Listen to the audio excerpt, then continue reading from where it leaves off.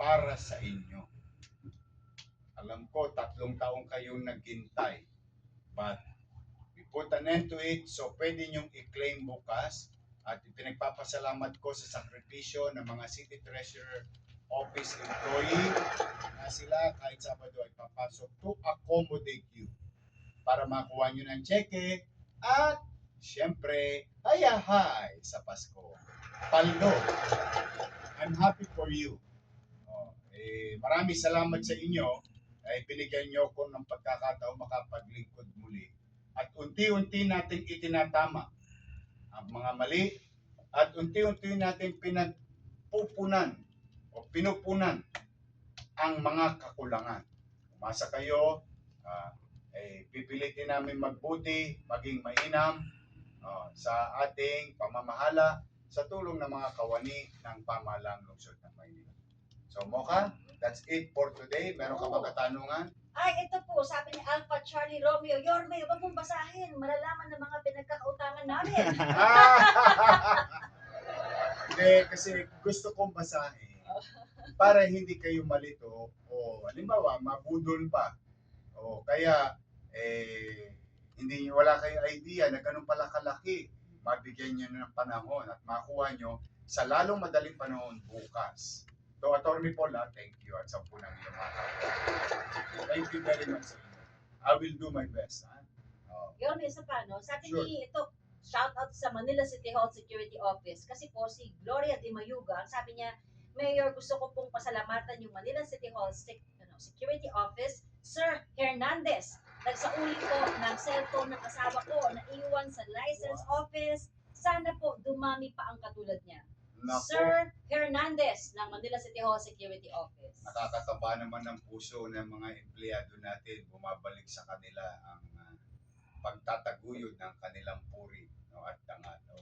We're very proud of you, and to the citizen, I'm happy and I'm proud of them. Thanks po sa kanila, but to our employee, I'm really proud of you. Sana mabasa ka ng ulan at tumami ka pa. So muli, Mocha, another week. So next week, asaya ng mga empleyado ngayon, 648 million naman yung nilaunch natin noong Lunes.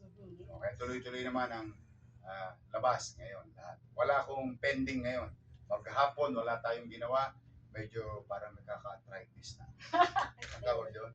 Masakit na kasi Nakapirma. pagdating, pirma, labas, pirma. Kasi sayang naman para kahit paano mag-enjoy yung ating mga empleyado.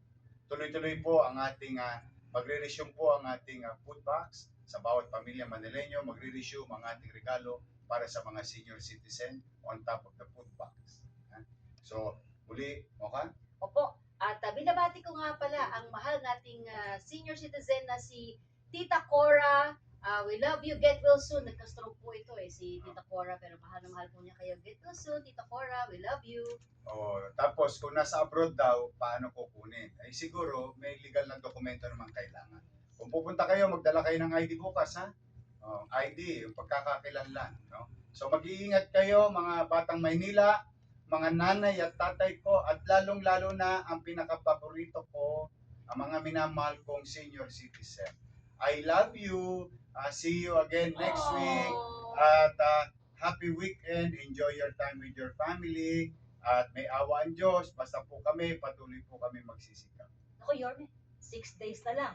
Pasko na. 6 days na lang. 6 days! O mga barangay chairman, mga kagawad, bukas, Linis Day. Kahit Pasko, pag Sabado, Linis Day sa Maynila. Yes, sir. Thank you. Mag-iingat po kayo, pagpalain nawa kayo ng pong may kapal. Ito po si Yorme at kasama si Mocha, nagsasabing magandang gabi at Manila. God bless.